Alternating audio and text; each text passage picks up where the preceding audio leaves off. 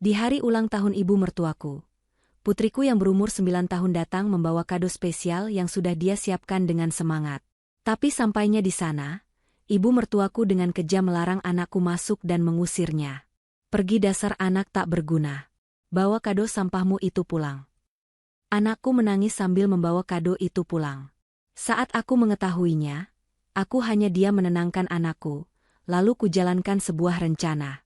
2 jam kemudian, ibu mertua dan keluarganya yang jahat teriak histeris.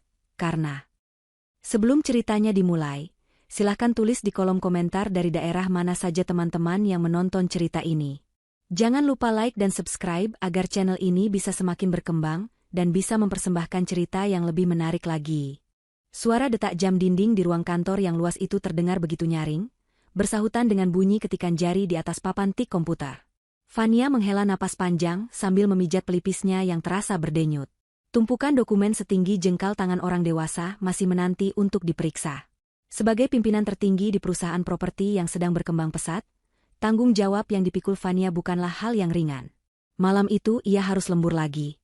Waktu sudah menunjukkan pukul 7 malam, dan rasa bersalah perlahan menyusup ke dalam hatinya. Ia teringat putri sematawayangnya, Salsa, yang mungkin sedang menunggunya di rumah. Namun, Fania kembali teringat bahwa hari ini ia sudah menyiapkan makan malam yang cukup dan Salsa adalah anak yang mandiri meski baru berusia 9 tahun. Fania kembali memusatkan perhatiannya pada layar monitor, mencoba menyelesaikan pekerjaan secepat mungkin agar bisa segera pulang memeluk putrinya.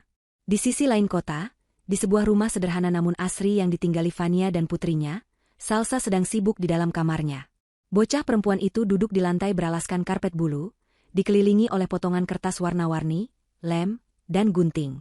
Di hadapannya, tergeletak sebuah kotak sepatu bekas yang sudah agak penyok di bagian ujungnya. Namun bagi Salsa, kotak itu adalah benda paling berharga malam ini.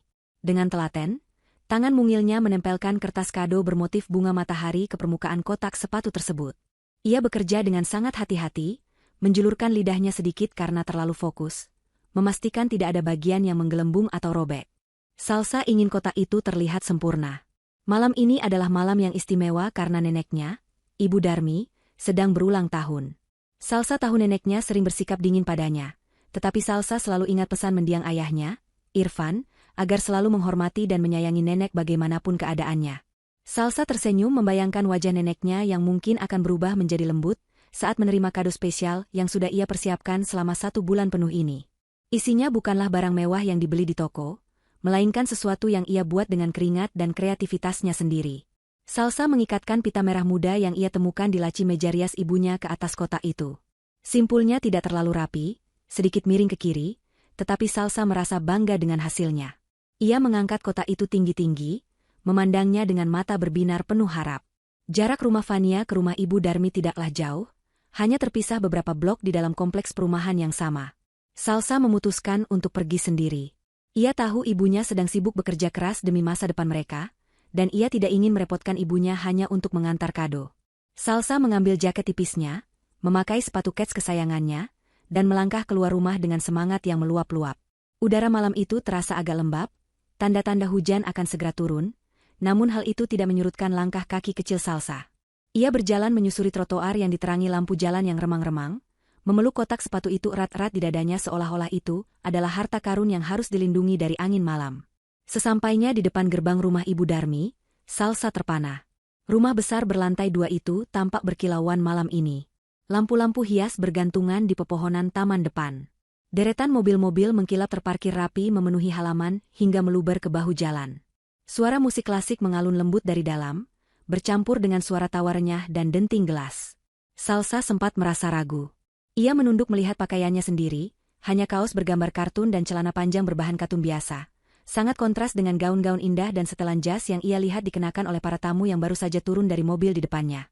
Namun, kerinduan untuk bertemu nenek dan memberikan kado itu mengalahkan rasa mindernya. Salsa menarik napas panjang, menegakkan bahunya, dan melangkah masuk melewati gerbang yang terbuka lebar. Di halaman yang luas itu, pesta berlangsung meriah.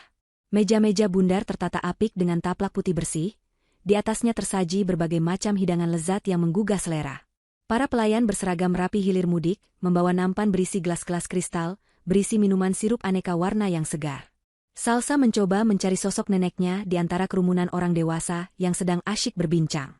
Wangi parfum mahal menusuk hidungnya, membuatnya sedikit pusing. Tidak ada satupun orang yang memperhatikan kehadiran bocah kecil itu.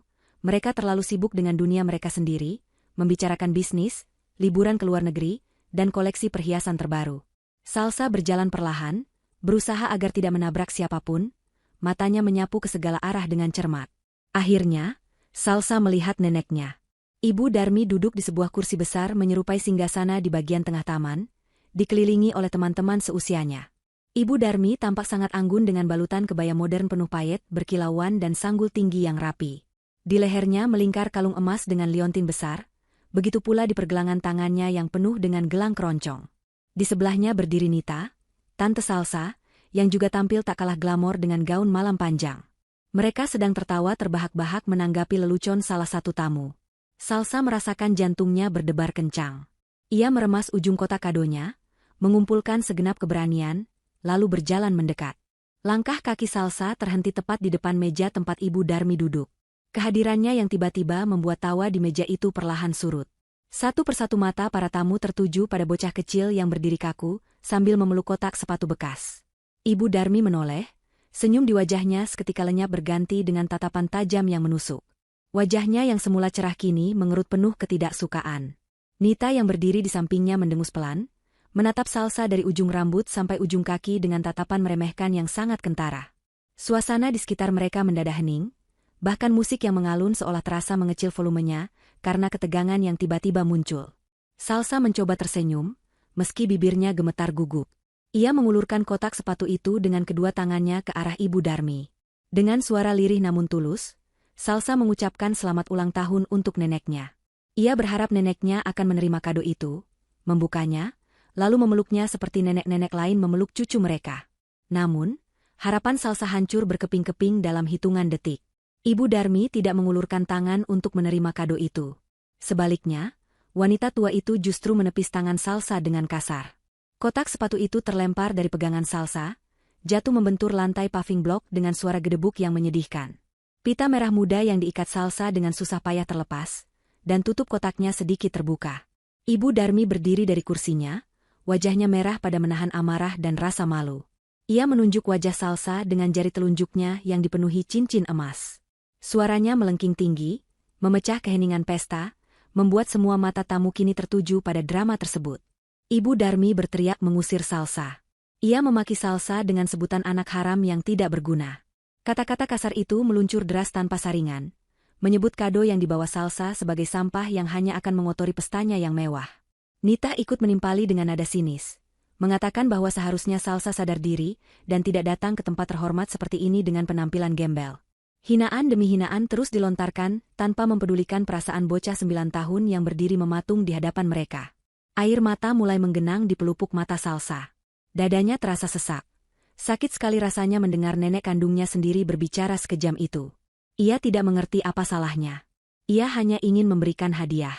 Ia hanya ingin melihat neneknya tersenyum. Tapi yang ia dapatkan justru penolakan yang begitu menyakitkan di depan banyak orang. Salsa perlahan berlutut, memungut kotak sepatunya yang tergeletak menyedihkan di atas tanah. Tangannya gemetar saat merapikan kembali tutup kotak itu.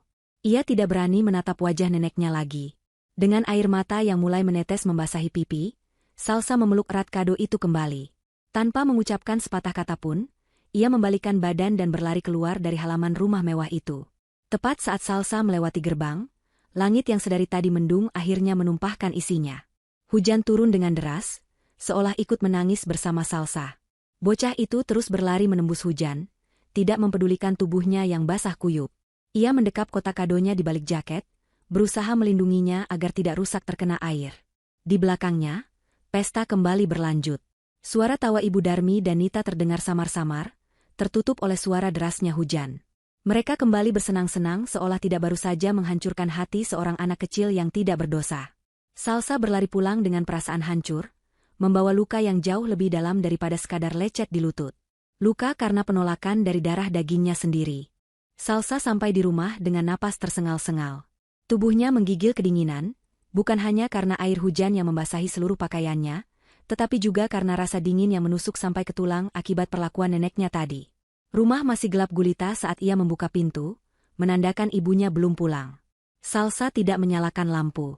Ia membiarkan kegelapan menyelimuti dirinya, merasa bahwa suasana gelap itu lebih cocok dengan suasana hatinya saat ini. Ia berjalan gontai menuju kamarnya, meninggalkan jejak air di lantai keramik ruang tamu. Sesampainya di kamar, Salsa meletakkan kotak kado yang basah di bagian luarnya itu di atas meja belajar. Ia menatap kotak itu nanar, lalu melempar tubuhnya ke atas kasur tanpa mengganti pakaiannya yang basah. Ia membenamkan wajahnya ke bantal dan menangis tersedu-sedu. Tangisannya tertahan, suara isak yang pilu memenuhi ruangan kecil itu. Setengah jam kemudian, sorot lampu mobil menyapu jendela depan rumah. Fania telah pulang. Ia memarkir mobil keluarganya dengan rapi di garasi. Lelah seharian bekerja seolah menguap begitu saja saat membayangkan akan bertemu Salsa. Fania mengambil tas kerjanya dan melangkah masuk ke dalam rumah. Keningnya berkerut saat mendapati rumah dalam keadaan gelap gulita. Biasanya, Salsa akan menyalakan lampu ruang tengah jika hari sudah mulai malam. Perasaan tidak enak mulai menjalar di hati Fania. Ia segera menekan saklar lampu, membuat ruang tamu menjadi terang benderang. Matanya langsung tertuju pada jejak air becek yang mengarah ke kamar Salsa. Jantung Fania berdegup kencang. Ia setengah berlari menuju kamar putrinya. Saat Fania membuka pintu kamar Salsa, pemandangan yang menyambutnya membuat hatinya mencelos. Putrinya sedang meringkuk di atas kasur dengan pakaian basah kuyup, tubuhnya bergetar hebat karena tangis. Fania segera menghampiri, duduk di tepi ranjang, dan mengelus punggung Salsa dengan lembut. Sentuhan hangat ibunya membuat tangis Salsa semakin pecah. Fania mengangkat tubuh putrinya, memeluknya erat-erat, membiarkan baju kerjanya ikut basah oleh air hujan dan air mata. Fania tidak bertanya apa-apa dulu. Ia membiarkan Salsa menumpahkan segala emosinya. Sebagai seorang ibu, nalurinya mengatakan bahwa putrinya baru saja mengalami kejadian yang sangat melukai hatinya. Setelah tangis Salsa mulai mereda menjadi isakan kecil, Fania dengan lembut menangkup wajah putrinya. Ia menatap mata Salsa yang bengkak dan merah. Dengan suara lembut dan penuh kasih sayang, Fania bertanya apa yang terjadi. Salsa, dengan suara terbata-bata dan sesenggukan, mulai menceritakan semuanya. Ia bercerita tentang niatnya memberikan kado, tentang perjalanannya ke rumah nenek, tentang tatapan jijik orang-orang, dan puncaknya, tentang bagaimana Ibu Darmi membuang kado itu dan mengusirnya. Saat Salsa mengulang kata-kata neneknya yang menyebutnya anak haram tak berguna, dan menyebut kadonya sebagai sampah, rahang Fania mengeras. Ada kilatan amarah yang luar biasa di matanya, namun Fania berusaha sekuat tenaga untuk tetap terlihat tenang di depan anaknya. Fania mendengarkan setiap detail cerita Salsa tanpa menyela. Hatinya seperti diiris sembilu mendengar bagaimana putrinya dipermalukan di depan umum oleh keluarga mendiang suaminya sendiri. Selama ini, Fania selalu diam. Ia diam saat Ibu Darmi meremehkannya. Ia diam saat Nita menyindirnya. Ia diam saat mereka tidak pernah menganggapnya ada. Semua itu ia lakukan demi menghormati wasiat Irfan yang ingin keluarganya tetap rukun. Fania rela bekerja keras banting tulang, menanggung semua kebutuhan hidup keluarga Ibu Darmi secara diam-diam agar mereka tetap bisa hidup layak dan terpandang, semata-mata agar nama baik Irfan tetap terjaga. Namun malam ini, batas kesabaran Fania telah dilanggar. Mereka telah menyakiti Salsa. Mereka telah menyentuh satu-satunya harta berharga yang dimiliki Fania. Dan bagi Fania, itu adalah deklarasi perang. Fania bangkit dari kasur, mengambil handuk kering dan baju ganti untuk Salsa.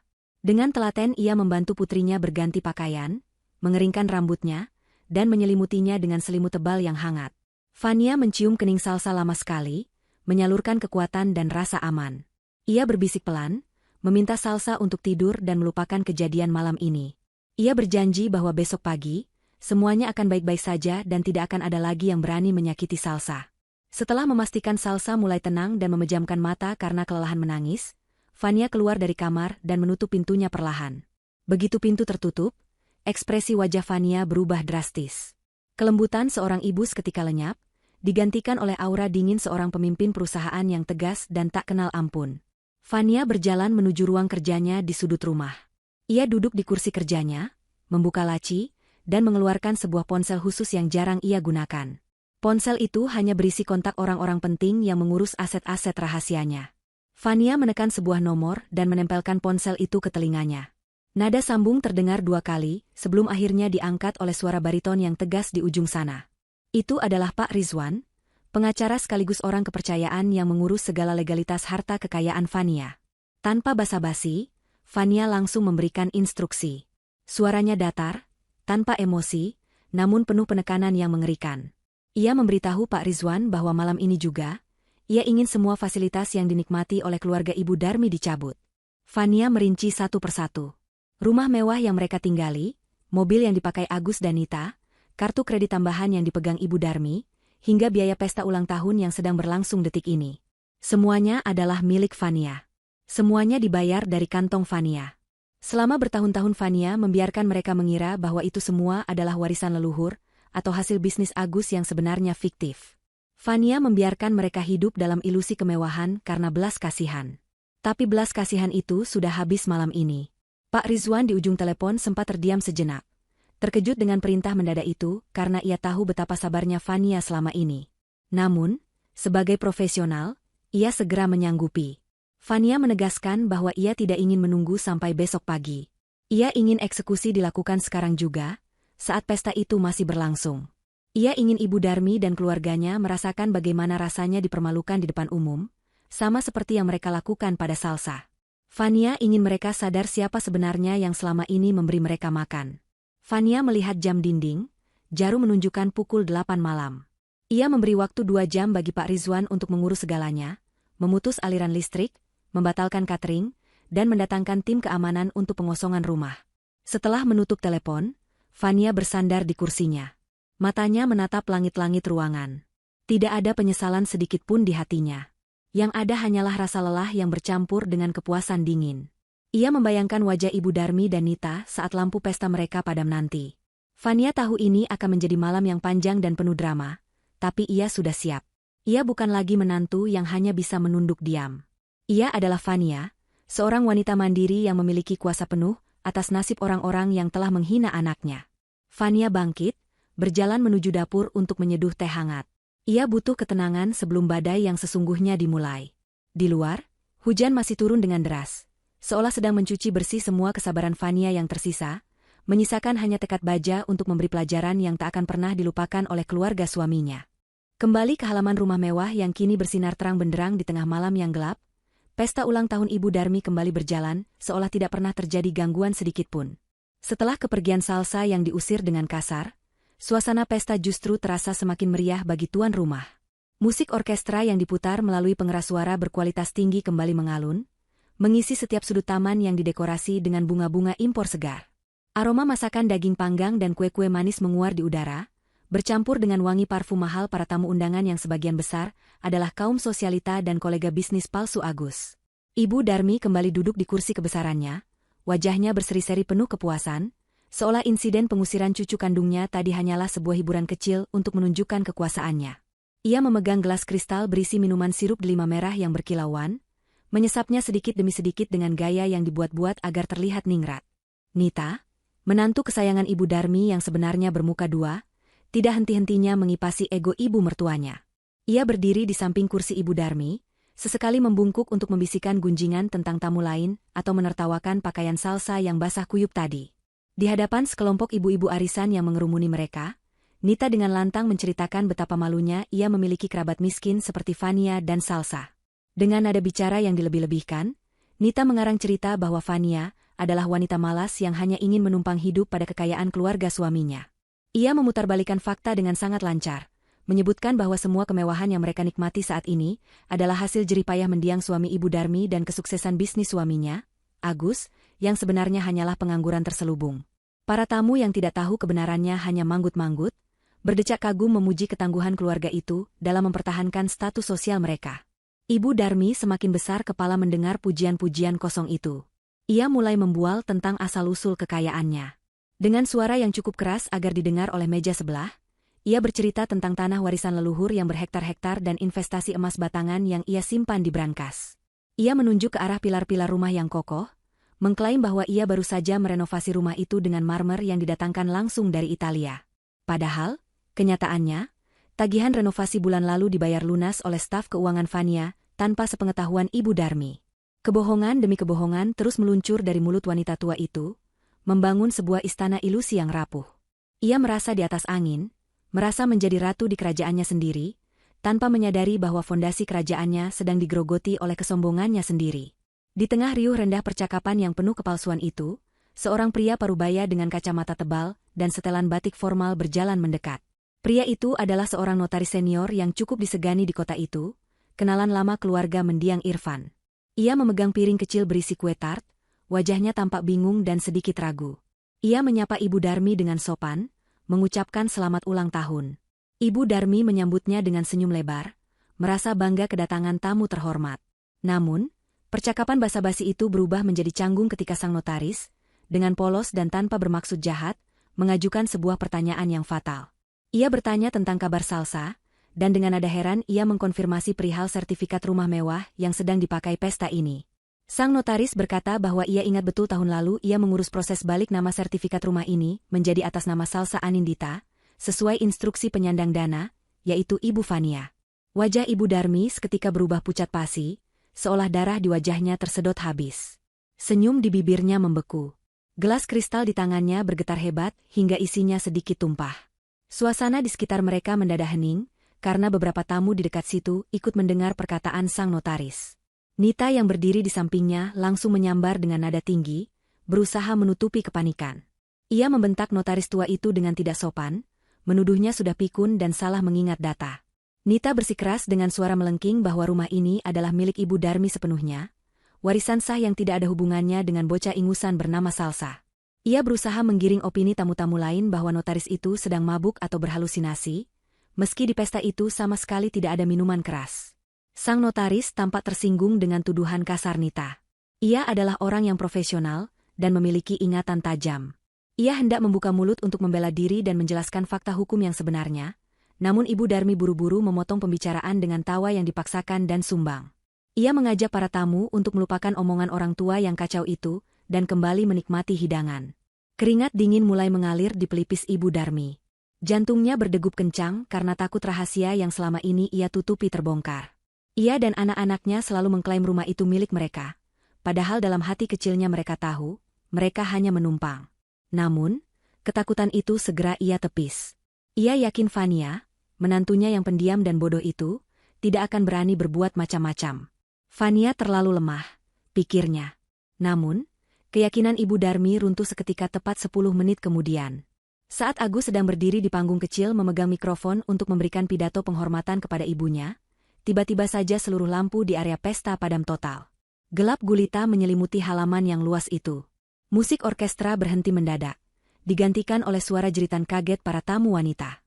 Hanya cahaya bulan yang remang-remang dan lampu kilat dari ponsel para tamu yang kini menerangi kekacauan itu. Agus menepuk-nepuk mikrofonnya yang mati, berteriak memanggil penjaga keamanan untuk menyalakan genset. Namun, tidak ada respons. Rumah besar itu berdiri kaku dalam kegelapan, tampak menyeramkan seperti bangunan kosong yang ditinggalkan penghuninya. Kepanikan mulai melanda. Di tengah kegelapan, manajer catering yang bertanggung jawab atas suplai makanan dan minuman berjalan menghampiri meja Ibu Darmi dengan diterangi lampu senter. Wajah manajer itu tampak masam dan tidak ramah lagi seperti di awal pesta. Dengan suara tegas yang bisa didengar oleh tamu-tamu di sekitarnya, manajer itu memberitahukan bahwa mereka akan berhenti melayani dan mulai membereskan peralatan sekarang juga. Ibu Darmi yang masih duduk dalam kegelapan berteriak marah, bertanya apa alasannya. Manajer itu menjawab dengan dingin bahwa pembayaran pelunasan yang seharusnya cair malam ini via transfer otomatis, baru saja dibatalkan sepihak oleh pemilik rekening sumber dana. Dan karena uang muka, DP, juga ditarik kembali oleh bank karena indikasi sengketa aset, pihak catering tidak mau rugi lebih lanjut. Ibu Darmi ternganga tak percaya. Ia merasa seperti disambar petir di siang bolong. Pembayaran dibatalkan? Rekening siapa? Selama ini ia hanya tahu beres. Semua tagihan selalu terbayar otomatis. Nita mencoba menghubungi Agus yang masih bingung di panggung, menyuruhnya melakukan sesuatu. Tamu-tamu mulai kasak kusuk. Bisik-bisik tidak sedap mulai terdengar lebih nyaring daripada suara jangkrik malam. Mereka mulai mempertanyakan kredibilitas keluarga yang katanya kaya raya itu, tetapi tidak mampu membayar listrik dan catering pesta. Rasa malu mulai merayapi Ibu Darmi, rasa malu yang jauh lebih besar daripada saat ia mengusir Salsa. Ini adalah penghinaan terhadap harga dirinya sebagai sosialita. Di tengah kegelapan yang mencekam itu, pesta yang diagung-agungkan sebagai pesta termewah tahun ini berubah menjadi lelucon yang menyedihkan. Dan tanpa mereka sadari, ini baru permulaan dari badai yang dikirimkan oleh Fania. Sementara kekacauan mulai terjadi di rumah Ibu Darmi, Suasana di rumah Fania terasa begitu hening dan tenang, kontras dengan badai emosi yang baru saja terjadi. Di dalam kamar tidur yang diterangi lampu tidur berwarna kuning hangat, Salsa sudah terlelap dalam tidurnya. Napasnya terdengar teratur. Meski sesekali ia masih terisak kecil dalam tidurnya, sisa-sisa tangisan pilu yang menguras tenaganya tadi. Wajah polosnya tampak damai. Seolah di alam mimpi ia mendapatkan kebahagiaan yang tidak ia dapatkan di dunia nyata malam ini. Fania duduk di tepi ranjang, menatap wajah putrinya dengan tatapan penuh kasih sayang yang bercampur dengan kesedihan mendalam. Ia membenarkan letak selimut Salsa, mengusap lembut pipi anaknya yang masih terasa dingin, lalu beralih memandang ke arah meja belajar. Di atas meja kayu kecil itu, tergeletak kotak sepatu bekas yang menjadi sumber malapetaka malam ini. Kotak itu tampak menyedihkan. Kertas kado bermotif bunga matahari yang ditempel Salsa dengan penuh semangat kini keriput dan sobek di beberapa bagian, karena terkena air hujan dan lemparan kasar Ibu Darmi. Pita merah mudanya sudah hilang entah kemana. Mungkin tertinggal di halaman rumah mewah itu, terinjak-injak oleh sepatu hak tinggi para tamu yang sombong. Fania menghela napas panjang, bangkit dari kasur, dan berjalan mendekati meja belajar. Ia mengambil kotak itu dengan hati-hati, seolah benda itu adalah barang pecah belah yang sangat berharga. Tangannya meraba permukaan kotak yang masih lembab. Ia bisa membayangkan betapa hancurnya hati Salsa saat karya tulusnya ini disebut sampah dan ditendang begitu saja. Fania membawa kotak itu ke ruang tengah agar tidak mengganggu tidur Salsa. Ia duduk di sofa, meletakkan kotak itu di pangkuannya. Perlahan, ia membuka tutup kotak yang sudah penyok itu. Di dalamnya, terdapat sebuah maket bangunan sederhana yang dibuat dari stik es krim, kardus bekas, dan plastisin. Itu adalah miniatur sebuah ruko, rumah toko, 3 lantai. Meski bentuknya tidak sempurna dan lemnya belepotan di sana-sini, terlihat jelas bahwa maket ini dibuat dengan ketelitian dan cinta yang besar. Salsa membuat jendela-jendelanya dari plastik sampul buku bening, dan ia bahkan membuat papan nama kecil di depan pintu ruko mainan itu bertuliskan, Toko Nenek. Fania tersenyum getir melihat detail itu. Salsa selalu memikirkan neneknya. Bahkan dalam imajinasinya, ia ingin neneknya memiliki toko sendiri. Namun, bukan maket stik es krim itu yang menjadi inti dari kado tersebut. Di dasar kotak, terselip di bawah maket, terdapat sebuah amplop coklat besar yang tersegel rapi. Sudut amplop itu sedikit basah terkena rembesan air hujan. Namun isinya masih aman karena Fania membungkusnya dengan plastik pelindung sebelum memberikannya pada Salsa tadi sore untuk dimasukkan ke dalam kotak. Dengan tangan yang tenang namun hati yang bergemuruh, Fania merobek segel amplop itu dan mengeluarkan isinya. Lembaran-lembaran kertas tebal dengan kop surat notaris dan materai resmi terhampar di tangannya. Dokumen itu adalah surat hibah dan sertifikat hak milik atas sebuah ruko 3 lantai yang berlokasi di pusat perniagaan paling strategis di kota itu. Fania membeli properti itu bulan lalu dengan uang pribadinya, atas nama Salsa, dengan tujuan untuk dihibahkan sepenuhnya kepada Ibu Darmi sebagai hadiah ulang tahun. Nilai properti itu tidak main-main, mencapai 5 miliar rupiah.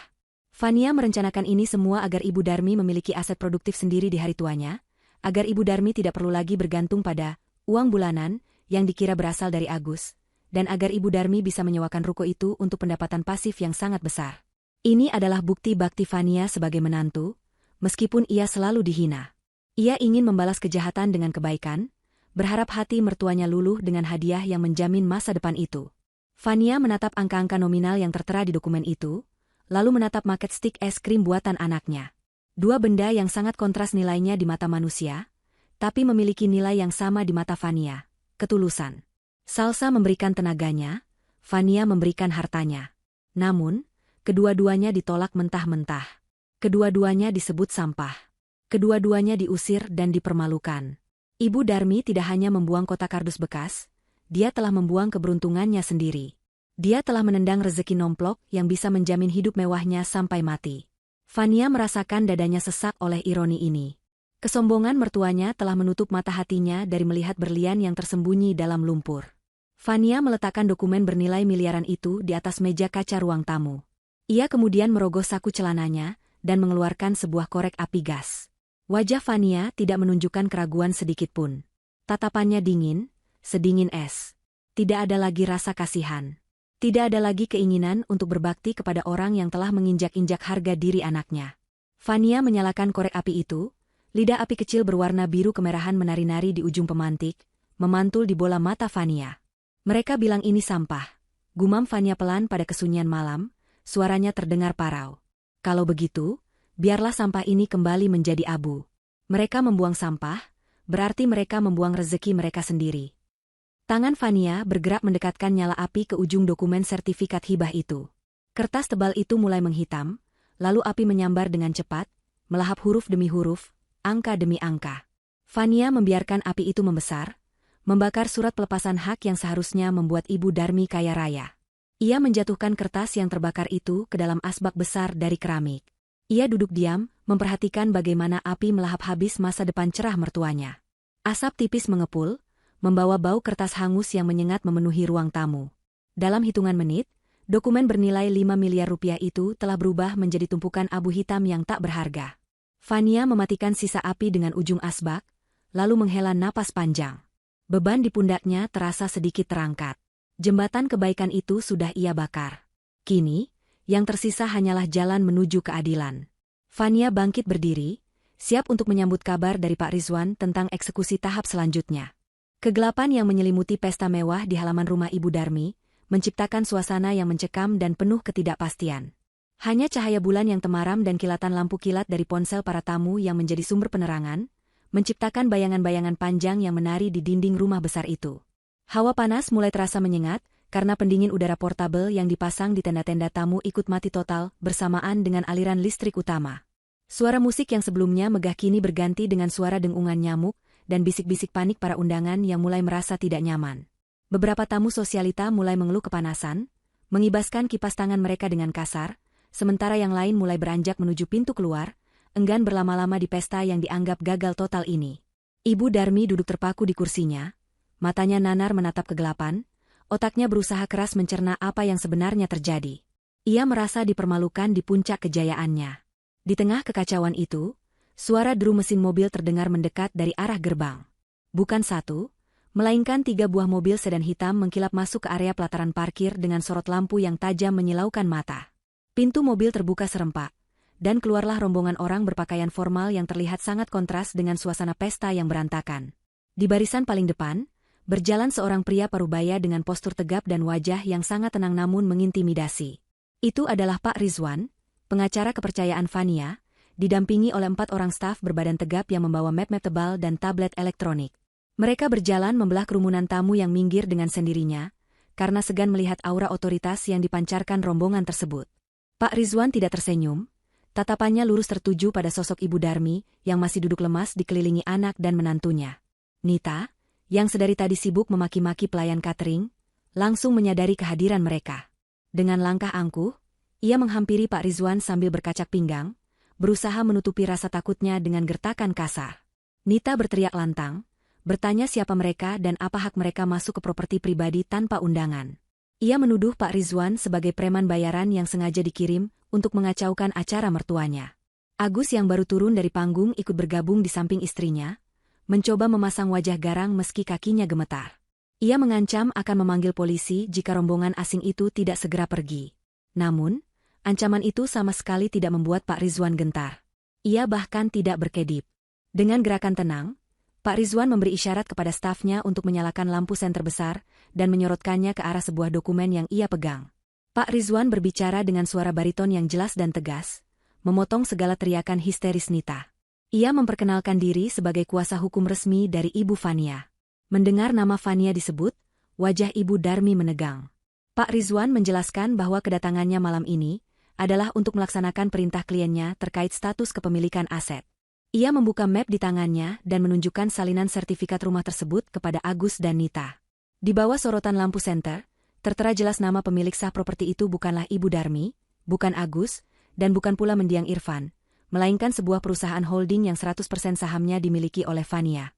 Selama ini, status tinggal keluarga Ibu Darmi di rumah mewah itu hanyalah pinjam pakai yang didasarkan pada kebaikan hati Fania. Sebuah kebaikan hati yang sayangnya, malam ini resmi dicabut. Agus merebut kertas itu dengan tangan gemetar, matanya membelalak tak percaya membaca klausul demi klausul yang tertera di sana. Ia menggelengkan kepala berulang kali, bergumam bahwa ini pasti palsu, ini pasti rekayasa. Pak Rizwan dengan dingin menanggapi bahwa mereka bisa mengecek keaslian dokumen itu di Badan Pertanahan Nasional kapan saja, namun fakta hukum malam ini tetap berlaku. Pak Rizwan kemudian menyampaikan ultimatum yang membuat jantung siapapun yang mendengarnya berhenti berdetak. Ia mengatakan bahwa Ibu Fania memberikan waktu tepat 1 jam dari sekarang bagi seluruh penghuni untuk mengosongkan rumah. Mereka hanya diperbolehkan membawa pakaian dan barang-barang pribadi. Semua perabotan, elektronik, kendaraan, dan aset lain yang dibeli menggunakan uang perusahaan Fania harus ditinggalkan di tempat karena akan segera diinventarisasi oleh tim audit. Ibu Darmi yang mendengar pengusiran itu menjerit histeris. Ia bangkit dan mencoba menyerang Pak Rizwan, namun tertahan oleh staf keamanan yang sigap. Ia meronta-ronta, berteriak bahwa ia tidak akan pergi dari rumahnya sendiri, rumah tempat ia membesarkan anak-anaknya. Ia memaki Fania sebagai menantu durhaka, ular berbisa yang tidak tahu diuntung. Namun Pak Rizwan tidak peduli dengan drama itu. Ia melirik jam tangannya dan mengingatkan bahwa waktu terus berjalan. Ia memerintahkan stafnya untuk mulai menyegel beberapa ruangan. Para tamu undangan yang menyaksikan kejadian itu mulai mengeluarkan ponsel mereka, merekam detik-detik jatuhnya keluarga sombong yang selama ini mereka sanjung. Bisik-bisik berubah menjadi gunjingan terang-terangan. Reputasi Ibu Darmi hancur lebur dalam sekejap mata. Agus yang panik menyadari bahwa situasi ini serius. Ia tidak peduli lagi pada ibunya yang histeris. Otaknya yang licik langsung berpikir untuk menyelamatkan aset yang bisa ia bawa lari. Ia teringat pada brankas kecil berisi uang tunai dan jam tangan koleksinya yang ada di kamar, serta mobil mewah keluaran terbaru yang terparkir di garasi. Agus memberi kode pada Nita, lalu berlari kencang menuju garasi samping. Ia masuk ke dalam mobil sedan mewahnya, menekan tombol start dengan panik. Ia berniat kabur membawa mobil itu sebelum disita. Namun, keheningan kembali menyambutnya. Mesin mobil itu tidak menyala. Dashboard mobil hanya berkedip sekali menampilkan pesan error lalu mati total. Agus mencoba berkali-kali, memukul setir dengan frustrasi, keringat dingin membanjiri tubuhnya. Pak Rizwan yang melihat tingkah Agus dari kejauhan, hanya menggelengkan kepala pelan. Ia berjalan mendekati garasi, diikuti sorot lampu senter stafnya. Dengan nada datar, ia memberitahu Agus bahwa percuma saja mencoba menyalakan mobil itu. Sistem kelistrikan dan keamanan mobil tersebut terhubung dengan sistem pintar yang dikendalikan oleh dealer pusat. Fania, sebagai pembeli dan pemilik sah kendaraan itu, telah melaporkan pemblokiran akses beberapa menit yang lalu. Mobil itu kini hanyalah seonggok besi mahal yang tidak bisa bergerak 1 inci pun. Agus terkulai lemas di kursi kemudi, wajahnya pucat pasi seperti mayat. Ia baru menyadari betapa mengerikannya kekuatan Fania yang selama ini ia remehkan. Fania tidak hanya mematikan lampu rumah mereka, ia telah mematikan seluruh akses kehidupan mereka. Malam itu, di bawah guyuran sisa hujan dan tatapan mencemooh para tamu, keluarga Ibu Darmi benar-benar dilucuti hingga tak berdaya. Suasana pesta yang telah berubah menjadi arena eksekusi itu semakin memanas. Ibu Darmi, yang merasa terpojok dan kehilangan segalanya, kembali menggunakan senjata andalannya, fitnah keji. Ia berdiri di tengah halaman dengan rambut yang mulai berantakan dan riasan wajah yang luntur oleh keringat. Dengan napas terengah-engah, ia menatap nyalang ke arah Pak Rizwan dan para tamu yang masih tersisa menonton drama itu. Ibu Darmi tertawa sumbang, tawa yang terdengar gila dan putus asa. Ia berteriak lantang, menuding bahwa semua dokumen yang dibawa Pak Rizwan adalah palsu, hasil rekayasa wanita jahat bernama Fania untuk merebut harta warisan anaknya. Ia kembali mengungkit masalah Salsa. Dengan suara parau yang menyakitkan telinga, Ibu Darmi berkoar bahwa Fania melakukan ini karena dendam setelah ketahuan bahwa Salsa adalah anak haram. Ia bersumpah di depan semua orang bahwa darah daging keluarga ini hanyalah Agus dan anak dari Agus, sedangkan Salsa hanyalah anak pungut hasil perselingkuhan Fania yang menjijikan. Tuduhan itu menggema di udara malam, membuat beberapa tamu terkesiap. Nita, yang melihat celah untuk membalikkan keadaan, ikut mengompori. Ia berakting seolah menjadi korban yang dizalimi, menangis buaya sambil memeluk mertuanya. Nita berteriak bahwa mereka selama ini dia menutupi aib Fania demi nama baik keluarga, tapi Fania malah membalas air susu dengan air tuba. Ia berusaha membangun narasi bahwa mereka diusir, karena Fania takut rahasia tentang asal-usul Salsa terbongkar lebih jauh. Para tamu yang awam mulai bingung, sebagian kecil mulai termakan hasutan itu, berbisik-bisik meragukan moralitas Fania. Situasi hampir saja berbalik menjadi ajang penghakiman bagi Fania yang tidak hadir di sana. Namun, Pak Rizwan tetap tenang. Ia sudah memperkirakan langkah putus asa ini. Fania sudah memberinya instruksi khusus untuk skenario terburuk ini. Pak Rizwan mengangkat tangannya, meminta ketenangan. Ia berkata bahwa jika Ibu Darmi dan Nita ingin berbicara tentang kejujuran dan asal-usul keturunan, maka malam ini adalah saat yang tepat untuk membuka semuanya secara transparan. Pak Rizwan memberi isyarat kepada stafnya yang memegang tablet besar. Staf itu menghubungkan tabletnya ke sebuah proyektor portabel yang diarahkan ke dinding putih rumah yang gelap, serta menyambungkannya ke speaker nirkabel yang mereka bawa. "Tolong disimak baik-baik," ucap Pak Rizwan dingin. Ini adalah rekaman percakapan telepon yang terjadi 3 tahun lalu, yang tersimpan otomatis di sistem cloud telepon kantor lama yang pernah dipinjamkan Ibu Fania kepada Ibu Nita. Sebuah rekaman audio mulai berputar. Suara statis terdengar sejenak, lalu muncullah suara wanita yang sangat familiar bagi semua orang di situ. Itu suara Nita. Suaranya terdengar manja dan genit, sangat berbeda dengan nada bicaranya yang kasar saat ini. Dalam rekaman itu, Nita sedang berbicara dengan seorang pria yang dipanggilnya sayang, dan pria itu jelas bukan Agus. Percakapan itu begitu vulgar dan intim, membahas pertemuan rahasia mereka di sebuah hotel. Namun, bagian yang paling mengguncang adalah ketika suara pria itu bertanya tentang anak yang sedang dikandung Nita saat itu. Dalam rekaman itu, Nita tertawa kecil dan berkata dengan jelas, "Tenang saja, Agus bodoh itu percaya kalau ini anaknya. Dia tidak tahu hitungan bulan kehamilan. Anak ini darah dagingmu, Mas, bukan bibit dari keluarga Agus yang lemah itu. Nanti kalau anak ini lahir, dia akan jadi pewaris harta ibunya Agus, dan kita bisa hidup senang." Hening. Keheningan yang luar biasa mencekam turun menyelimuti halaman rumah itu. Suara jangkrik pun seolah enggan berbunyi. Rekaman itu berakhir, tetapi gaungnya masih terasa menampar wajah setiap orang di sana.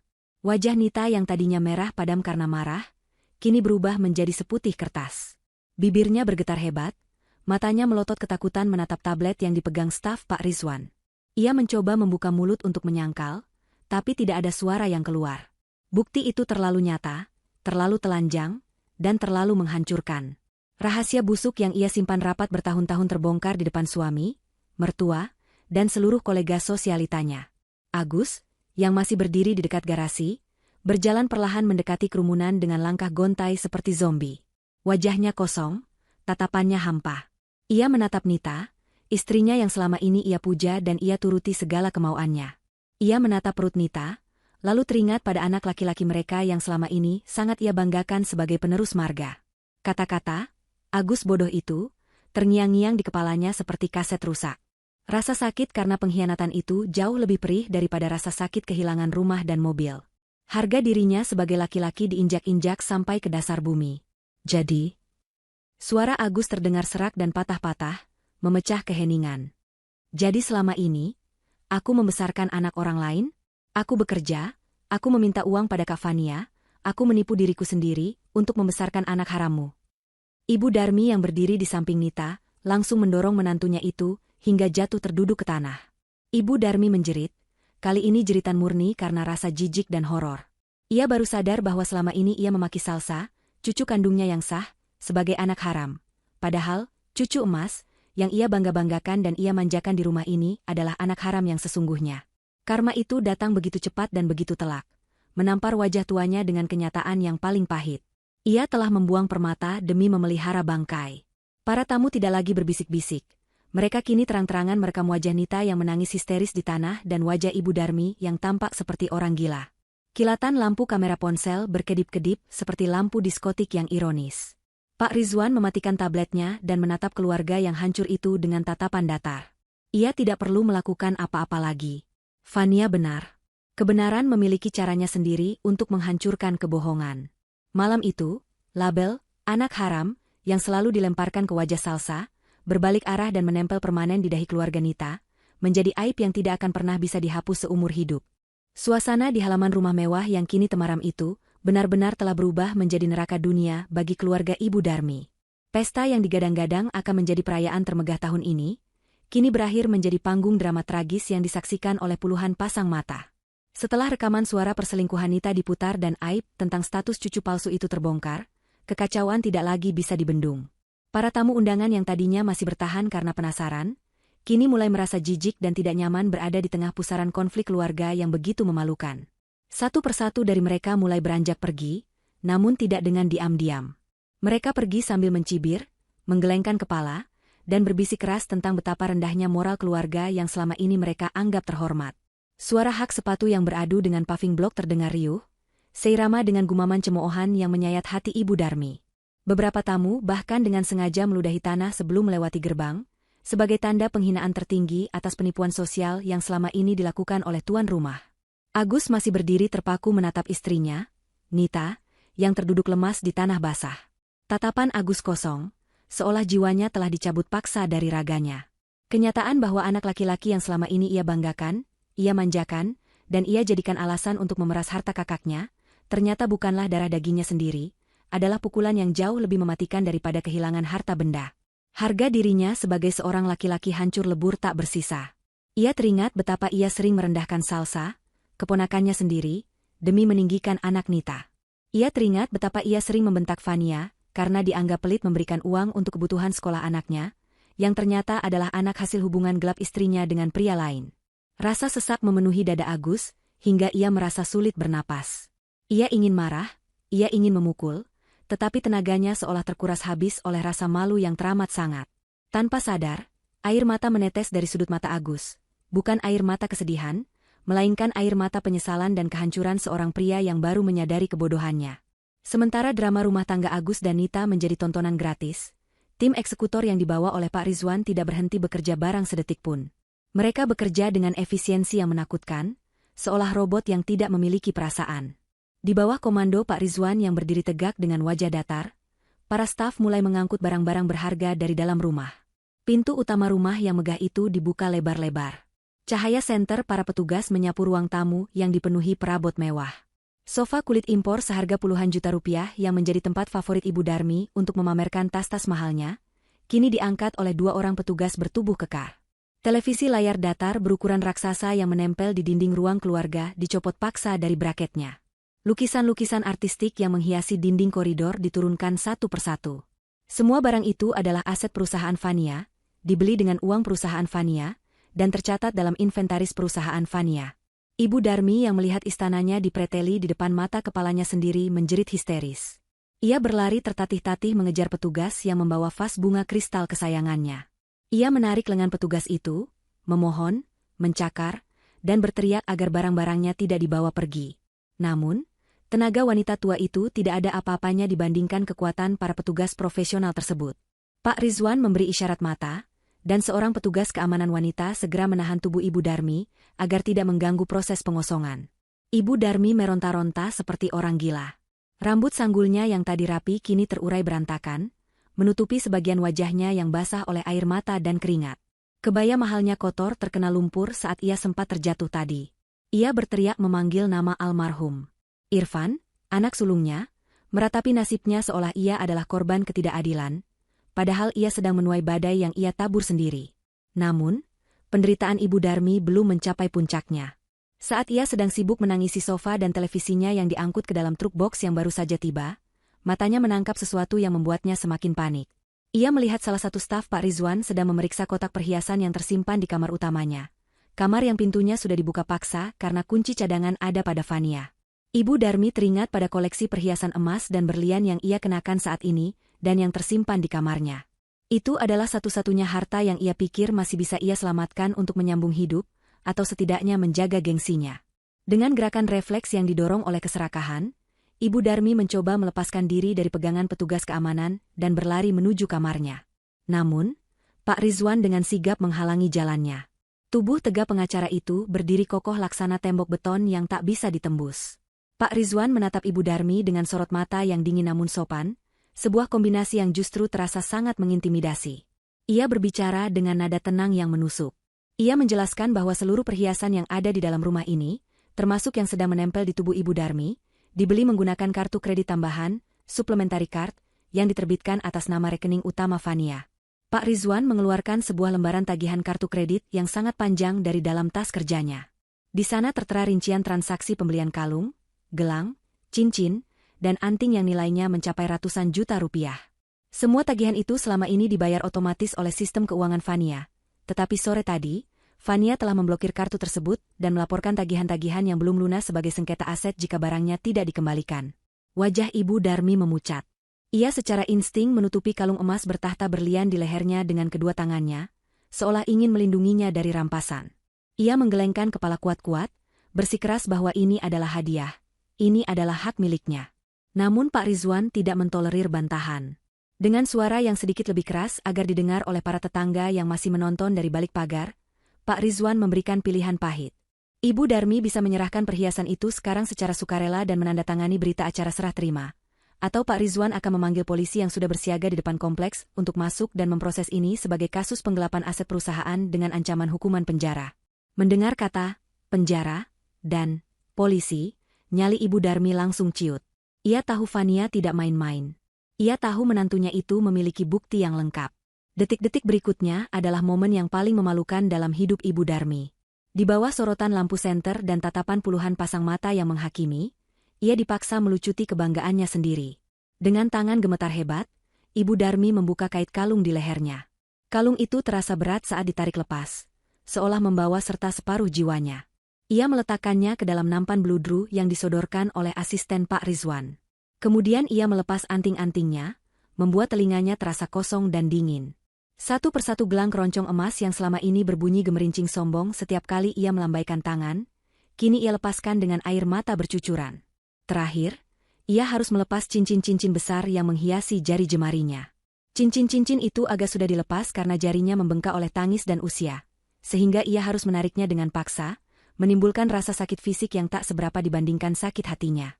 Setelah semua perhiasan itu berpindah tangan, Ibu Darmi berdiri di sana, polos tanpa kilauan emas sedikitpun. Ia terlihat sangat tua, ringkih, dan menyedihkan. Tanpa perhiasan dan riasan yang luntur, ia hanyalah seorang wanita tua biasa yang kesepian dan penuh dosa. Tidak ada lagi aura nyonya besar. Tidak ada lagi wibawa ningrat buatan. Para tetangga yang menonton berbisik ngeri melihat pemandangan itu. Mereka menyaksikan bagaimana kesombongan dikuliti lapis demi lapis, hingga menyisakan kenyataan yang telanjang.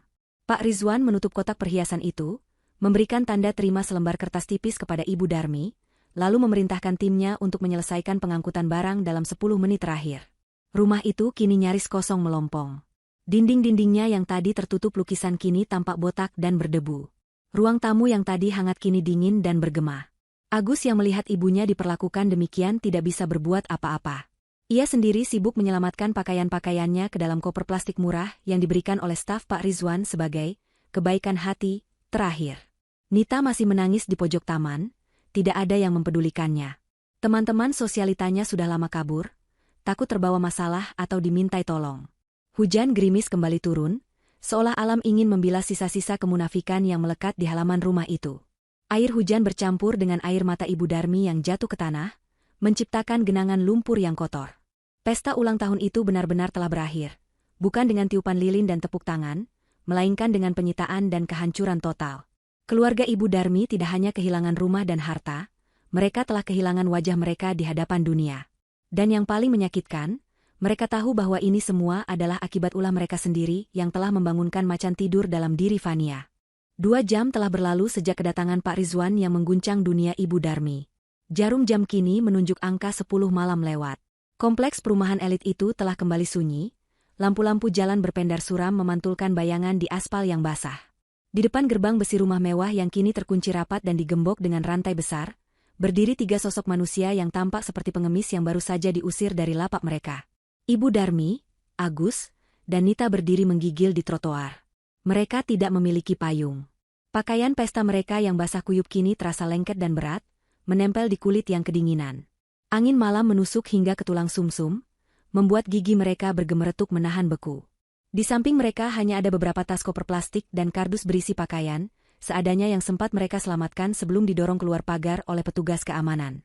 Rumah di belakang mereka kini gelap gulita, benar-benar mati seperti rumah hantu. Segel merah bertuliskan, dalam pengawasan kuasa hukum, tertempel mencolok di gerbang, menjadi tanda peringatan bagi siapapun agar tidak mendekat. Agus duduk berjongkok di pinggir selokan, membenamkan wajahnya di antara kedua lutut. Ia tidak mau bicara, tidak mau melihat wajah istrinya, Nita, yang berdiri agak jauh darinya. Hubungan mereka sudah tamat malam ini. Fakta tentang anak haram itu telah menjadi jurang pemisah yang tidak mungkin lagi dijembatani. Nita sendiri tampak kacau balau, maskaranya luntur membentuk garis hitam di pipinya, membuatnya terlihat menyeramkan. Ia masih sesenggukan, namun tidak ada lagi air mata yang keluar. Ia bingung harus kemana. Orang tuanya di kampung sudah lama tidak ia hubungi karena ia malu mengakui asalnya yang sederhana, dan sekarang ia tidak punya wajah untuk kembali. Ibu Darmi adalah yang paling menderita. Kakinya yang tua tidak kuat berdiri terlalu lama, sehingga ia terpaksa duduk di atas salah satu koper plastiknya. Ia menatap rumah yang gelap itu dengan pandangan nanar. Baru beberapa jam yang lalu ia duduk di sana sebagai ratu, dipuja-puja, dikelilingi makanan enak dan pelayan. Sekarang, ia ada di jalanan, kedinginan, lapar, dan terhina. Rasa penyesalan mulai merayapi hatinya, namun itu adalah penyesalan yang egois. Ia menyesal karena ketahuan, menyesal karena kehilangan harta, bukan menyesal karena telah menyakiti Salsa dan Vania.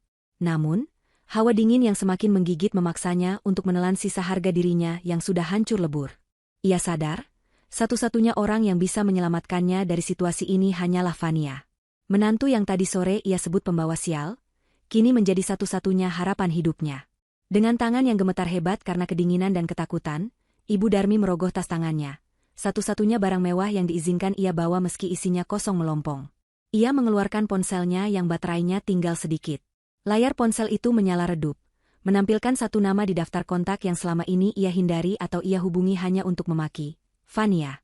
Jari telunjuk Ibu Darmi ragu-ragu di atas tombol panggil. Ia membayangkan wajah dingin Vania, ia membayangkan penolakan yang akan ia terima. Tapi rasa dingin dan bayangan tidur di peran toko mengalahkan rasa malunya. Ia menekan tombol panggil. Nada sambung terdengar panjang dan menyiksa. 1 kali, 2 kali, 3 kali. Ibu Darmi hampir putus asa, berpikir Vania tidak akan mau mengangkat teleponnya. Namun, pada dering kelima, panggilan itu tersambung. Tidak ada suara sapaan hangat, "Halo, Ibu," seperti biasanya. Hanya ada keheningan di ujung sana, menunggu Ibu Darmi berbicara lebih dulu. Vania mendengarkan, hening, membiarkan Ibu Darmi tersiksa oleh kesunyian itu. "Vania?" Suara Ibu Darmi keluar mencicit, parau dan lemah. "Vania, ini Ibu, Nak. Tolong Ibu." Ibu di luar, kedinginan. "Rumah dikunci, Nak. Ibu tidak punya tempat tujuan. Tolonglah, bukakan pintu. Ibu minta maaf. Ibu hilaf tadi. Jangan begini sama orang tua, Pamali, Nak. Ingat almarhum Irfan, suamimu. Dia pasti sedih lihat ibunya terlantar begini." Ibu Darmi mulai menangis lagi, kali ini tangisan memelas, menggunakan nama anaknya yang sudah meninggal sebagai senjata terakhir untuk meluluhkan hati Vania. Ia berharap Vania yang dulu lembut dan penurut akan luluh mendengar nama Irfan disebut. Ia menunggu jawaban, berharap mendengar suara kunci gerbang dibuka otomatis. Namun, suara yang terdengar dari seberang telepon bukanlah suara Vania yang lembut, melainkan suara Vania yang tenang, datar, dan setajam silet. "Cukup, Bu. Jangan sebut nama Mas Irfan. Mas Irfan sudah tenang di sana. Justru dia akan sedih kalau tahu ibunya memaki anak kandungnya sendiri sebagai anak haram dan mengusirnya seperti anjing kurap." Ibu Darmi terdiam, mulutnya ternganga. Ia mencoba membela diri, itu Ibu emosi sesaat. "Vania. Ibu janji akan sayang sama Salsa. Ibu akan terima Salsa. Tolonglah, Nak, kami tidak punya uang sepeser pun. Semua diambil Pak Rizwan." Vania menghela napas panjang di ujung telepon, helaan napas yang terdengar penuh dengan kelelahan menghadapi drama ini. Lalu, dengan nada yang sangat jelas, Vania menjatuhkan bom terakhirnya. "Ibu bicara soal uang? Soal harta? Ibu ingat kado kotak sepatu yang Salsa bawa tadi? Kado yang Ibu tendang? Kado yang Ibu bilang sampah dan Ibu suruh bawa pulang?" Iya, Ibu ingat. "Itu cuma mainan kardus kan?" tanya Ibu Darmi bingung. "Bukan, Bu," jawab Vania. Suaranya terdengar semakin dingin. Di dalam kotak itu, di bawah mainan kardus buatan tangan cucu Ibu, ada sebuah amplop. Amplop itu berisi sertifikat hak milik dan surat hibah atas sebuah ruko 3 lantai di kawasan pusat bisnis. Ruko itu baru saya beli bulan lalu, lunas, atas nama Salsa, untuk dihadiahkan kepada Ibu sebagai jaminan hari tua. Jantung Ibu Darmi berhenti berdetak sejenak. Matanya membelalak lebar hingga hampir keluar. Agus yang mendengar percakapan itu karena di loudspeaker, langsung menoleh dengan wajah syok. Nita menghentikan tangisnya. Ruko 3 lantai? Di pusat bisnis? Itu nilainya pasti miliaran. "Ruko?" gumam Ibu Darmi terbata-bata. "Ya, ruko," lanjut Vania tanpa ampun. "Nilai pasarannya saat ini sekitar 5 miliar rupiah. Niat saya, hasil sewa ruko itu bisa untuk Ibu hidup mewah selamanya tanpa perlu minta-minta lagi. Itu kado dari Salsa. Tapi..." Vania memberi jeda yang dramatis, membiarkan informasi itu meresap dan menyiksa batin mertuanya. "Tapi karena Ibu bilang itu sampah, dan Ibu membuangnya, saya sudah mengambil keputusan. Tadi, begitu Salsa tidur, saya sudah membakar surat-surat itu. Saya bakar sampai jadi abu, Bu. Karena menurut ibu itu sampah, maka saya perlakukan itu seperti sampah. Abunya sudah saya buang ke tempat sampah di depan rumah. 5 miliar? Jerit Ibu Darmi. Suaranya melengking tinggi membelah keheningan malam, terdengar seperti orang yang sedang disembelih. Jeritan itu penuh dengan rasa sakit fisik yang nyata. Bayangan uang 5 miliar, ruko mewah, hidup terjamin, semuanya hangus terbakar hanya karena mulut jahatnya. Ia membayangkan tumpukan uang yang ia tendang tadi. Ia membayangkan dirinya membuang tiket lotre yang sudah pasti menang. Kenapa kamu bakar, Fania? Kamu gila? Itu 5 miliar. Kenapa tidak kamu kasih saja ke ibu sekarang? Ibu Darmi meraung-raung ke ponselnya, keserakahannya kembali muncul. Karena ibu tidak pantas mendapatkannya, jawab Fania singkat dan tegas. Ibu lebih memilih memelihara gengsi daripada menyayangi cucu. Nikmatilah pilihan ibu. Mulai sekarang, belajarlah hidup dari keringat sendiri. Hubungan kita selesai sampai di sini.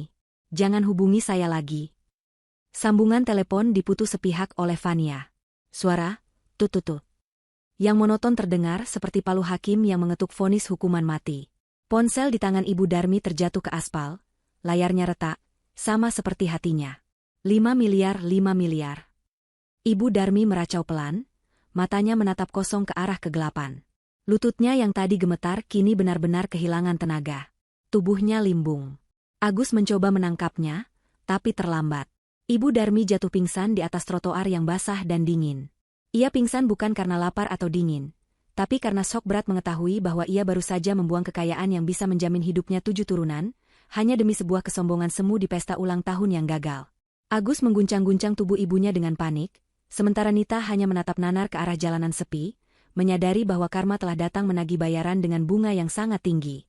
Hujan gerimis yang membasahi trotoar di depan kompleks perumahan elit itu, seolah menjadi saksi bisu kehancuran sebuah keluarga yang semalam masih merasa memiliki dunia. Ibu Darmi tergeletak pingsan di atas paving blok yang dingin, wajah tuanya pucat pasi tersorot lampu jalan yang remang-remang. Tubuhnya yang ringkih tampak menyedihkan, basah kuyup dan tidak berdaya, jauh dari kesan nyonya besar yang angkuh beberapa jam lalu. Agus berlutut di samping ibunya, mengguncang-guncang bahu wanita tua itu dengan panik. Ia menepuk-nepuk pipi ibunya, memanggil namanya berulang kali dengan suara serak yang bercampur antara ketakutan dan keputusasaan. Namun, mata Ibu Darmi tetap terpejam rapat. Beban kenyataan bahwa ia baru saja membuang harta senilai 5 miliar rupiah terlalu berat untuk ditanggung oleh jantung tuanya yang lemah. Agus merasa dunia di sekelilingnya runtuh. Ia tidak hanya kehilangan tempat tinggal, tetapi kini ia terancam kehilangan ibunya di pinggir jalan, seperti gelandangan yang tidak dipedulikan orang. Di tengah kepanikan itu, Nita mencoba mendekat. Dengan langkah ragu-ragu, ia mengulurkan tangannya hendak menyentuh kening Ibu Darmi, berniat memastikan suhu tubuh mertuanya. Namun, belum sempat ujung jari Nita menyentuh kulit Ibu Darmi, sebuah tepisan kasar menghantam tangannya. Agus menepis tangan istrinya dengan tenaga penuh amarah. Suara tamparan kulit beradu terdengar cukup keras di tengah kesunyian malam. Agus mendongak, menatap Nita dengan sorot mata yang belum pernah dilihat Nita sebelumnya. Tatapan itu bukan tatapan suami yang penuh cinta, atau suami yang takut pada istri seperti biasanya. Itu adalah tatapan seorang laki-laki yang harga dirinya telah diinjak-injak hingga hancur lebur, tatapan penuh kebencian yang mendalam. Agus membentak Nita dengan suara menggelegar, melarang wanita itu menyentuh ibunya dengan tangan kotornya. Nita terlonjak kaget, mundur beberapa langkah. Ia mencoba membela diri dengan suara bergetar, mengatakan bahwa ia hanya ingin membantu. Namun, pembelaan itu justru menyiram bensin ke dalam api kemarahan Agus. Agus bangkit berdiri, membiarkan ibunya terbaring sejenak, lalu melangkah maju mendesak Nita hingga terpojok ke pagar tembok tetangga. Di bawah guyuran hujan, Agus meluapkan segala emosi yang ia pendam sejak rekaman suara di pesta tadi diputar. Ia mengungkit kembali fakta menyakitkan tentang anak laki-laki yang selama ini ia besarkan dengan penuh kebanggaan. Agus berteriak di depan wajah Nita, bertanya siapa ayah kandung anak itu sebenarnya. Ia meraung, menumpahkan rasa sakitnya karena telah ditipu mentah-mentah selama bertahun-tahun. Ia merasa bodoh karena telah bekerja keras, meski dengan cara meminta pada Fania, demi membelikan susu mahal, mainan impor, dan sekolah terbaik untuk anak yang ternyata hasil perselingkuhan istrinya dengan pria lain. Nita menangis, air matanya bercampur dengan air hujan, membuat riasan wajahnya luntur membentuk pola-pola hitam yang mengerikan di pipinya. Ia memohon ampun, mencoba memegang lengan Agus, berjanji akan menjelaskan semuanya nanti saat suasana sudah tenang. Tapi bagi Agus, tidak ada lagi kata nanti. Kepercayaan itu sudah hancur berkeping-keping dan tidak mungkin direkatkan kembali. Agus menepis pegangan Nita dengan kasar hingga wanita itu hampir terjatuh. Dengan napas terengah-engah, Agus mengucapkan kalimat yang menjadi vonis akhir bagi hubungan mereka. Ia mengusir Nita saat itu juga. Ia mengatakan bahwa mulai detik ini, mereka selesai. Agus tidak sudi lagi melihat wajah wanita yang telah menghancurkan hidupnya dan mempermalukan keluarganya di depan umum. Ia menyuruh Nita pergi sejauh mungkin dan jangan pernah menampakkan diri lagi di hadapan Agus maupun ibunya. Nita ternganga, tidak percaya bahwa Agus yang selama ini penurut dan lemah bisa bersikap setegas ini. Ia melihat ke sekeliling, berharap ada seseorang yang membela dirinya, tapi jalanan itu sepi. Hanya ada mereka bertiga dan bayang-bayang kegagalan. Agus kembali berlutut mengurus ibunya, sama sekali tidak mempedulikan Nita yang berdiri mematung. Menyadari bahwa ia benar-benar telah dibuang, Nita akhirnya membalikkan badan. Ia menyeret koper plastik berisi pakaian-pakaian pestanya yang basah, berjalan menjauh menembus malam yang dingin. Ia tidak tahu harus kemana. Pulang ke rumah orang tuanya di kampung adalah hal yang mustahil, karena ia sudah terlalu sering menyombongkan diri dan merendahkan keluarganya sendiri. Pergi ke hotel pun ia ragu karena dompetnya tertinggal di dalam tas bermerek yang disita Pak Rizwan, dan ia hanya memegang ponsel serta beberapa lembar uang receh di saku gaunnya. Nita mencoba mencari pertolongan melalui satu-satunya akses yang ia miliki, ponsel pintarnya. Ia berteduh di bawah halte bus yang sepi dan kotor, lalu mulai membuka aplikasi pesan singkat. Ia mencari grup-grup sosialita tempat ia biasa bergunjing dan memamerkan gaya hidup mewahnya. Namun, betapa terkejutnya Nita saat mendapati bahwa ia telah dikeluarkan dari semua grup tersebut. Anda telah dikeluarkan oleh admin. Begitu tulisan yang tertera di layar. Teman-teman sosialitanya yang tadi datang ke pesta, rupanya bergerak cepat membuang Nita dari lingkaran pergaulan mereka. Mereka tidak ingin terseret dalam skandal memalukan yang kini mulai viral di media sosial. Nita mencoba menghubungi sahabat terdekatnya, seorang wanita yang sering ia traktir makan siang. Panggilan itu langsung ditolak, dan detik berikutnya, foto profil sahabatnya hilang, tanda bahwa nomor Nita telah diblokir. Rasa panik mulai menyergap Nita. Ia sendirian, kedinginan, dan dikucilkan oleh dunia yang selama ini ia agung-agungkan. Perutnya mulai terasa perih karena lapar. Ia teringat aplikasi ojek online di ponselnya. Masih ada saldo uang elektronik yang cukup untuk memesan taksi ke motel murah, atau sekadar membeli makanan hangat, pikirnya. Dengan jari gemetar, Nita membuka aplikasi tersebut dan mencoba memesan taksi. Namun, saat ia menekan tombol pesan, muncul notifikasi berwarna merah, akun Anda dibekukan sementara karena masalah metode pembayaran terkait. Nita mencoba aplikasi lain, aplikasi dompet digital, bahkan aplikasi belanja makanan. Semuanya menampilkan pesan serupa, atau menunjukkan saldo 0 rupiah. Nita baru menyadari kenyataan pahit lainnya. Selama ini, semua akun digital, semua dompet elektronik, dan semua tagihan pasca bayar ponselnya terhubung dengan kartu kredit dan rekening yang difasilitasi oleh Fania. Fania tidak hanya menyita rumah dan mobil, Fania benar-benar telah memutus semua urat nadi kehidupan mereka secara digital. Fania telah mematikan akses Nita terhadap dunia modern. Nita menatap layar ponselnya dengan tatapan kosong. Benda pipih canggih di tangannya itu kini tidak lebih berguna daripada batu bata. Ia tidak bisa memesan kendaraan, tidak bisa membeli makan, dan tidak bisa menghubungi siapapun karena paket datanya pun tiba-tiba terhenti. Ia benar-benar terisolasi. Nita merosot duduk di bangku halte yang keras dan berdebu. Ia memeluk lututnya, menggigil kedinginan. Gaun malam mahalnya yang basah kini terasa seperti kain pel yang membungkus tubuh. Di seberang jalan, ia melihat sebuah minimarket 24 jam yang terang benderang. Perutnya berbunyi nyaring. Ia ingin sekali masuk ke sana dan membeli roti atau sekadar air mineral, tapi ia sadar ia tidak punya uang tunai sepeser pun.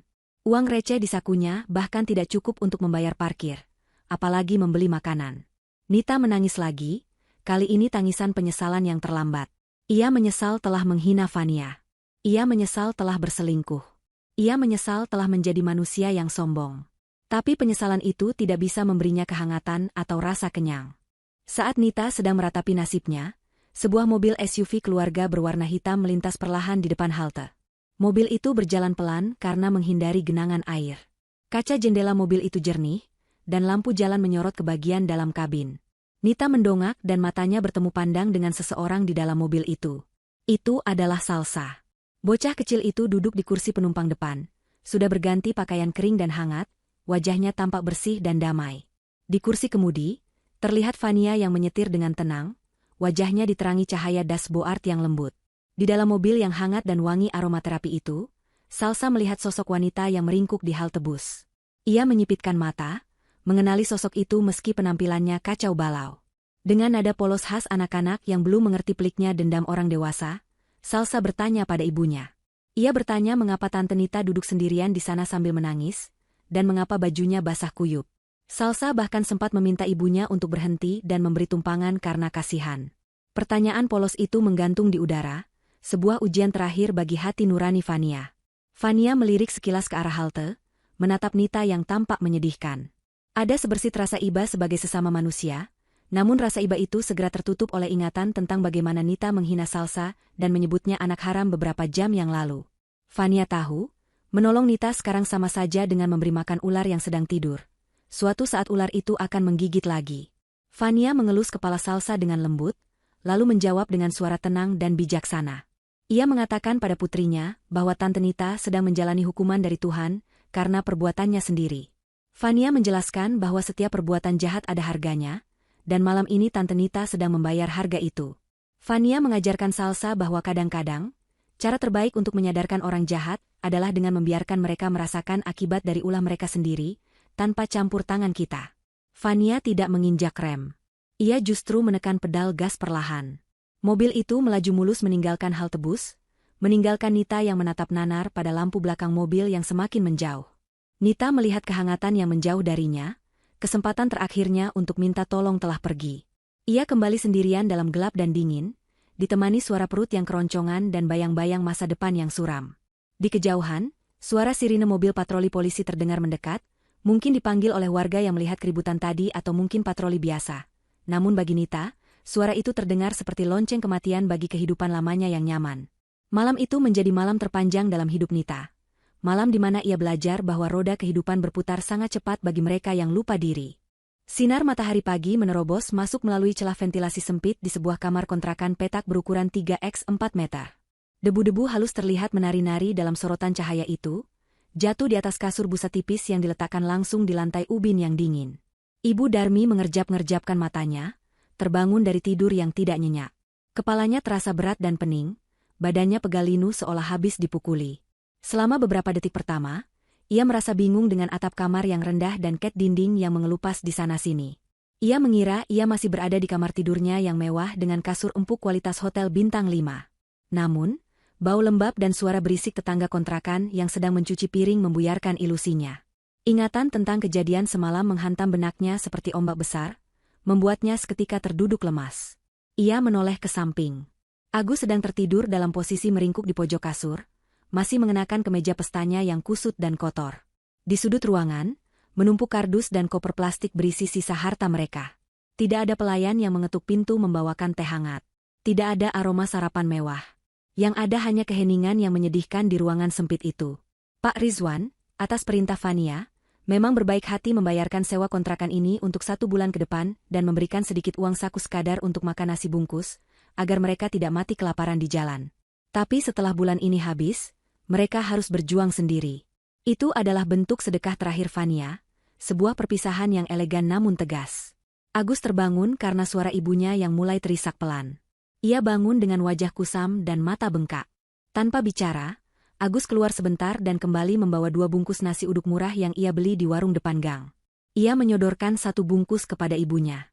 Ibu Darmi menatap nasi bungkus itu dengan tatapan nanar. Biasanya, pagi hari seperti ini ia sedang menikmati kroasang hangat atau bubur ayam spesial langganannya.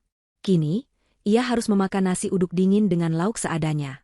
Saat Agus menyalakan ponselnya untuk mengecek situasi, wajahnya semakin pucat.